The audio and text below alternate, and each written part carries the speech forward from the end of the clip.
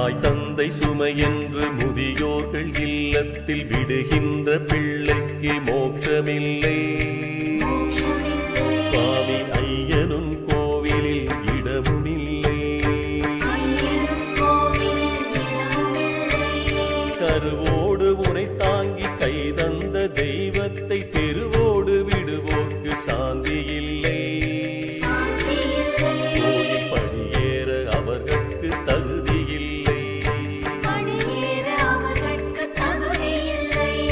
தாய் தந்தை சுமையென்று முதியோர்கள் இல்லத்தில் விடுகின்ற பிள்ளைக்கு மோட்சமில்லை. சுவாமி ஐயனும் கோவிலில் இடமுமில்லை.